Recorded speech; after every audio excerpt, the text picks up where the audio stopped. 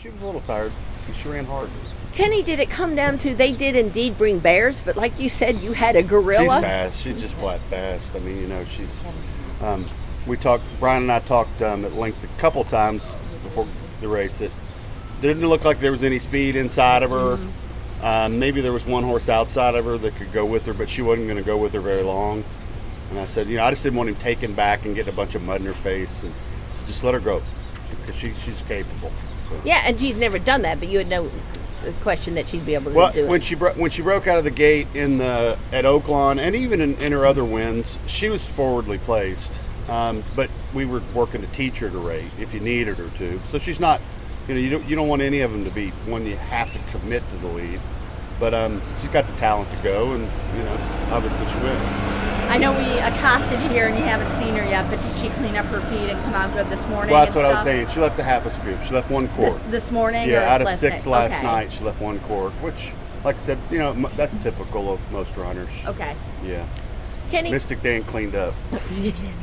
put in perspective, you've been so close in these, the Derby and the Oaks. 3 times I think you've been second in the Oaks before. To finally win, what was it like being you yesterday? Well, somewhat of a relief. I was going to be upset if she didn't win, because we felt like she was sitting on tilt, and you don't ever know in this game. You hook one toughie or you break bad, or something goes wrong. I mean, you just don't ever know. There's no givens, right? If we had lost, we would have dealt with it. But yeah, it was nice to kind of check that box. Well, what was it like watching, say, the last 16th of a mile when it was clear they were not going to catch her? Yeah, well, it's just don't nothing silly go wrong, because sometimes they get up front, and she did drift off the rail a little bit there. She went from like the one path to the 3 or the 4, and I was just hoping nobody'd come get her. You are nicely framed right now with your Preakness sign. With skydiver. Are you going to set a bear trap for the Colts or the? We're going to look at the Preakness, but she's going to have to, the next 3 or 4 days, we'll start getting a little clarity, and you got to look at the fees and all that stuff. It's probably less than 50%.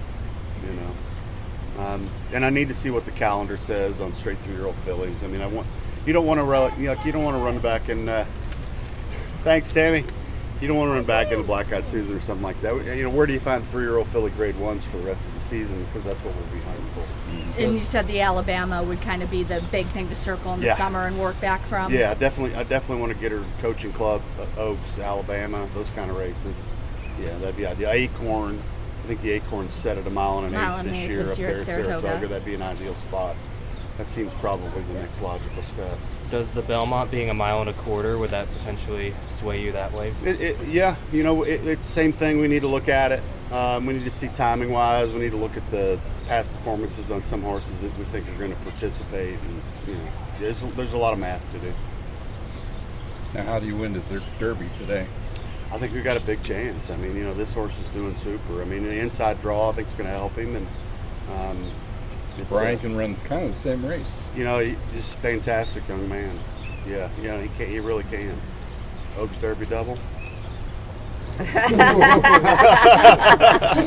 Can you just talk a little bit more about your barn staff? Because yesterday on the track after the race, there's a lot of guys out there who have worked for you for a lot of years, and they're out there and they're emotional, and it was Can you talk a little bit about the team? Well, it does. It takes an army of people. I mean, you can't do any of this alone. I mean, it's every day is detail after detail, and I've got just guys behind me that we all rode together, and we've especially since we bought that Silverleaf Hills training center in Florida.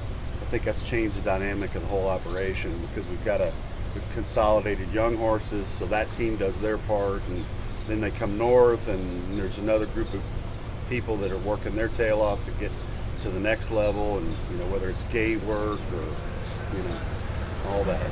Ray Briner's still down at Oaklawn. Ray, typically, he was just dying to be here, and I told him, I said, you can't leave base. I mean, he's got eight horses running today and tomorrow, so he couldn't leave there. But and Greg's my rock. I mean, he's a fantastic trainer in his own right.